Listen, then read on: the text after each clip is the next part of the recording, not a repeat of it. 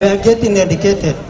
And imagine of this county, someone has to travel from Mandera to access the basic education of the university to go to Nairobi, which is an expensive city in this country. We are asking the government of Kenya, when you were in the Ministry of Education, Kenyans were waiting 2 years to join the university. Under your leadership, you have done correction so that every Kenyan can join university immediately. So we are asking to have public university that is operational in this region, that is fully fledged. Hii mambo ya kusema branch small, tumeumia ya kutoshea. Under the 50 years of this independence, we want that thing to come into conclusion, please. Please. The other thing we want is issuing of ID card. Under ID card, recently my brothers have finished high school. Just to join and look opportunity in the big city, I was told to bring my parents who are in the bush. They have to travel to come here so that they can support kuwekea vidole watoto wao. They have birth certificate, they have primary living certificate, they have primary documents, they have secondary. When will we stop that harassment of this region? We trust you because your leadership is supported by this soldier number 1. This is Adam Barredo. As long as he's here, we'll be with you, inshallah. So what we're asking you, kindly, this thing can just be done within 20 days of your leadership. Kindly, we wanted this to be done so that next generation leadership is felt for the future of this country and cohesion of integration of this country. The other thing we want to ask you is the border. We have a vast land with Somalia. Security is everywhere. Insecurity is everywhere. You know, even the America with the sophisticated weapons are facing insecurity. We are not in control of what happens tomorrow, but we can decide on the procedures to protect. We are asking mandatory government to place. I think that thing Uhuru had said in already, that he will operationalize the border custom in his first term. That has never come into being. We are asking you, this should not also go to the lie of the dictionary of leaders of Kenya. We want that thing to be operationalized. Please. Thank you so much. Welcome to Wajir. Tuko na maziwa ya ngamia na nyama ya ngamia ya kutosha. Thank you so much. Thank you very much. He's one of the gate crushers, but thank you for your point. Actually, we had somebody for education. Ona meongea yeye. So we'll call the people living with disability, Abdi Farah Omar.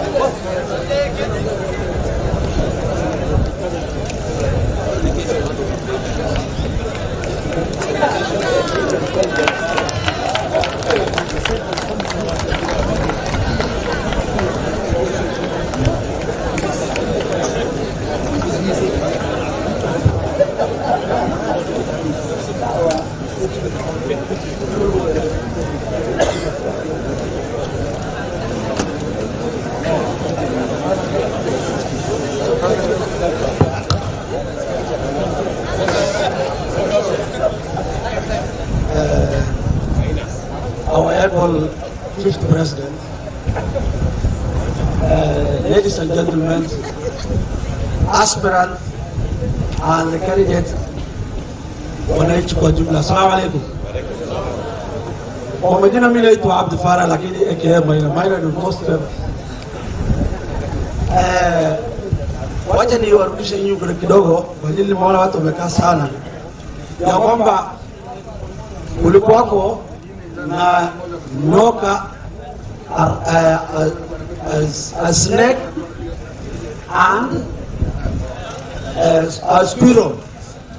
They came together whereby they said we want to marry one another. Then the snake said, the squirrel said, can I marry you, snake? Then the snake said, when it comes to snake, the squirrel comes to snake, Now it's clear. When I'm saying that, I'm narrowing the point too, that our the 5th president of Kenya have slept here for 2 days. Maybe the first one and the second one, of which is tonight. We are very much grateful. Thank you very much, Karibu Wajir. I'm representing a person with disability. Our Excellency, sisi kama walemavu wa Wajir tuko na shida kubwa sana. Na tukisema tutasema shida yetu hapa saa hizi hatuwezi maliza mpaka kesho. Lakini I will be very much summarized about the issue. Sisi kama walemavu tuko na mapendekezo katika serikali ambayo inakuja hivi sasa. Katika serikali yako. Maoni yetu sisi ni moja, tunahitaji kukuwa na rehabilitation center for persons with disability in entire Wajir County. Ambaye mahali tukihitaji kwa mfano kwa hii chuma, Bwana Rais, inatubidi sisi tuende mpaka Nairobi. Hivi sasa napoongea na wewe, mimi niko na shida hiyo chuma. Na kama nataka hizo repair, lazima niende mpaka Nairobi ABDK. Hiyo facilitation ya kuwa na hiyo workshops ndio tulingehitaji tupate hiyo huduma tukiwa hapa Wajir. Ya pili, tuko na mentally handicapped schools. Maybe tuko naye katika hapa Wajir. Facility tuko naye, lakini hizo classes ni kidogo sana. Na hasa sisi watu wetu wa Somali, wale watu wa disability huwa at least wana discriminate. When I'm saying that's not all cost, but it's almost 20% of our people discriminate persons with disability. Kwa mfano nikisema, ukikuwa mlemavu, mimi niko na hakika kwamba kati ya watu wa Wajir kuna wengine hata wanavita watoto hao. Hata hivi sasa tunapoongea. Na sisi tunajua moja kwa moja. So tunataka kutoa discrimination for persons with disability. Mainstreaming PWD. Ya tatu tungependekeza kama sisi watu wa disability ya kwamba tukuwe na mfano kama ile National Funds for Disabled in Kenya. Tuko na nyumba kubwa ambaye inakuwa rented, na hiyo rented inakuwa bond na inakuja kusaidia walemavu katika income generating activities in terms of program of promoting persons with disability. So ningehitaji sana ama tungependekeza kama sisi watu wa disability tukuwe na mahali kama hiyo. Kwa mfano, tukuwe na mahali nyumba ambaye inaweza create income generating for persons with disability in Wajir. Ya tatu, ya nne, tungependekeza kama sisi watu wa disability tukuwe na gari ambaye inaweza kusaidia person living with disability in Wajir County network for persons with disability, ambaye sisi tuseme ya kwamba mheshimiwa the 5th president of Wajir ametusaidia katika LBCD katika wa usaidizi kama hiyo. Hiyo ni mapendekezo tunapendekeza. Kwa hayo machache na hayo madogo nikisema ninashukuru sana, na tuko na imani na wewe ya kwamba tunasema bottom up, kazi ni kazi. Bottom up, kazi ni kazi. That was our agenda. Thank you very much for the little few. Thank you.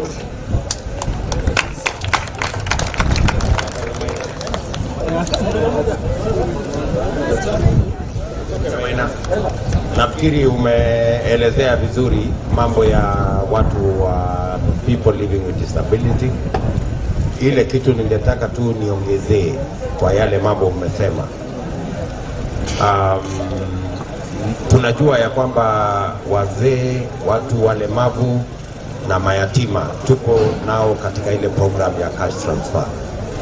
Na mara nyingi hiyo cash transfer inachelewa. Miezi miwili, miezi tatu, miezi 4. Sisi tumesema going forward,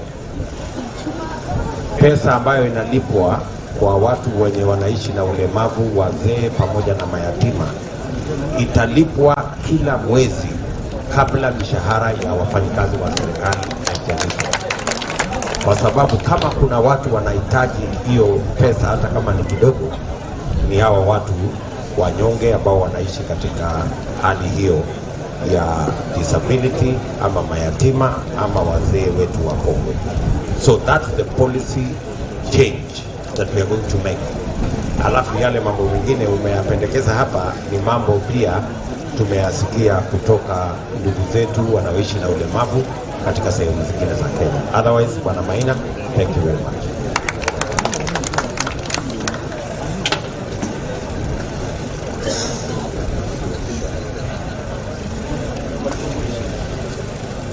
Your Excellency, sasa nitaenda kuita elimu ikiongozwa na Mwalimu Dida, vile vile tukienda kurikogona na Secretary Bwana Nur Bardhi ambaye pia ako area. Baada ya education tutaenda kufunga na energy and infrastructure Mohamed Haji Dakar. Assalamu alaikum wa rahmatullahi wa barakatuh. Your Excellency the President and all political staff, I will briefly explain the challenges facing education. I will explain a bit about the challenges facing education and perhaps give the way forward. Generally, all the challenges facing education in Kenya is evident in this county. What is access?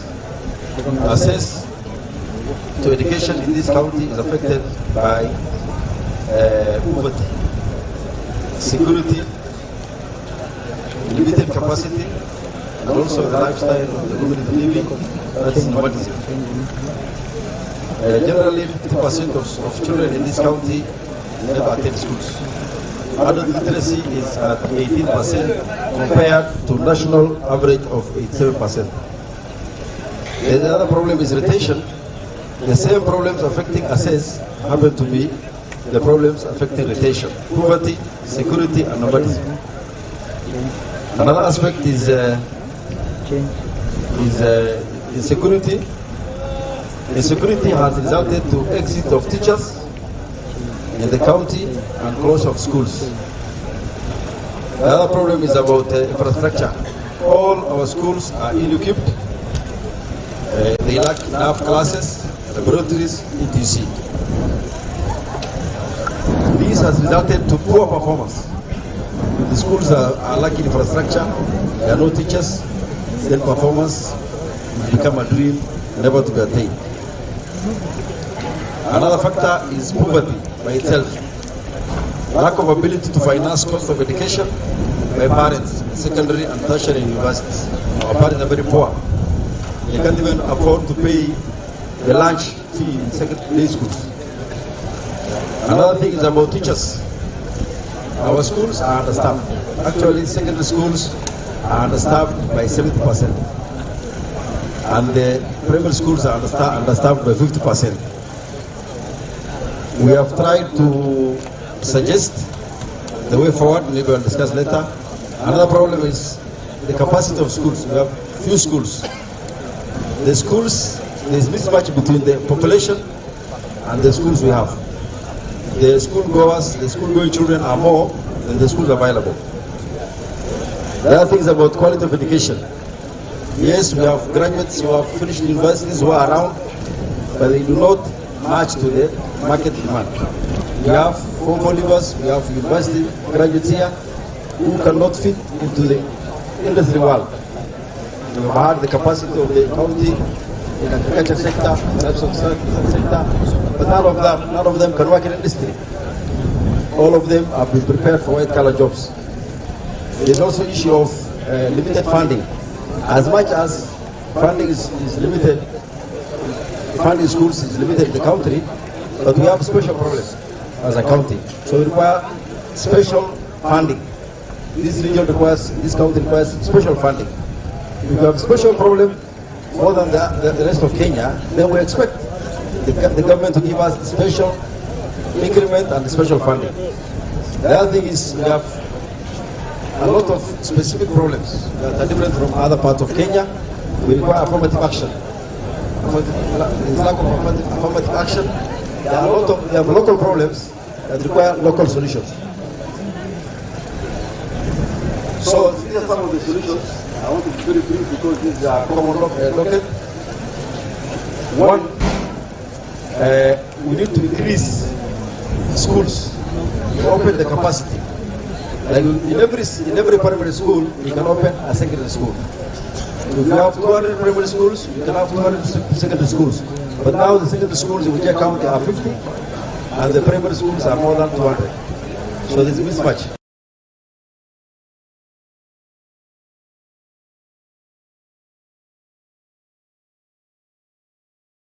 Yes, Deputy President William Ruto has asked Garissa residents to look out for their interests first, even as they prepare to cast their votes come August 9th, 2022. So the DP urged the residents to vote for people who can take care of their needs. Ruto campaigned in the company of Garissa Member of Parliament Aden Duale and other Kenya Kwanza leaders as well. Deputy President William Ruto, together with Kenya Kwanza leaders, began their northeastern political tour in Garissa. At an economic forum in Garissa, Ruto told supporters that politics is about interests. Tumesema mwaka huu tutaandikiana mkataba. We will sign a charter with the people of Garissa County. Watu wa Garissa County waseme tunawapigia kura. Lakini tunataka barabara kutoka hapa mpaka pale. Weka sahihi. Haya, tunataka maji itoke hapa mpaka pale. Weka sahihi. Tunataka pesa ya kuinua biashara. Mtutafutie bilioni 5. Weka sahihi. Pledging to enter into a written agreement with the residents of Garissa, Ruto said his opponents had nothing to offer Kenyans. Ukipigia mtu kura mwenye hana interest yako, in simple terms, inaitwa ujinga. Kama mtu amesema anataka pesa ya serikali inayokuja Garissa County ipunguzwe, na wewe unaenda kupigia yeye kura, ndiye apunguze pesa yenye inakuja Garissa County, kichwa yako inafanya kazi mzuri?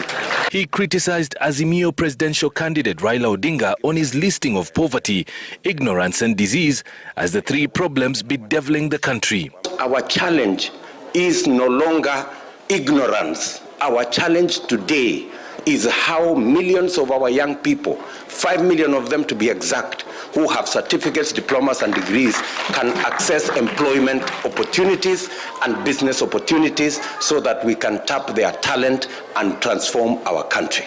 The Chief Justice cannot purport to collect evidence and direct IEBC on how the general election of 2022 will happen.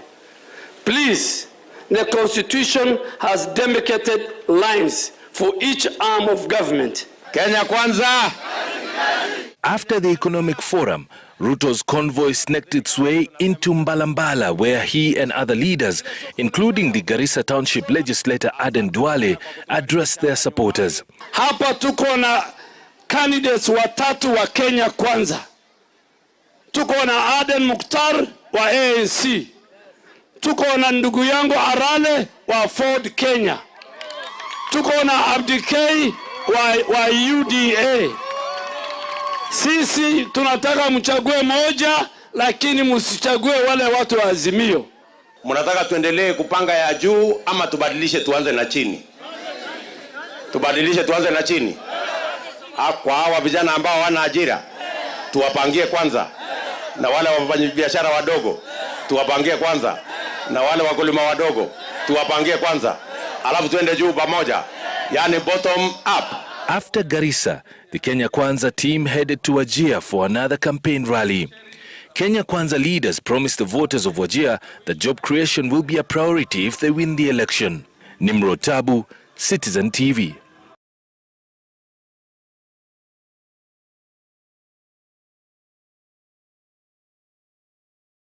Thank you so much, Trevor Mbija, and of course, quite a lot happening right now here at the Nyayo National Stadium.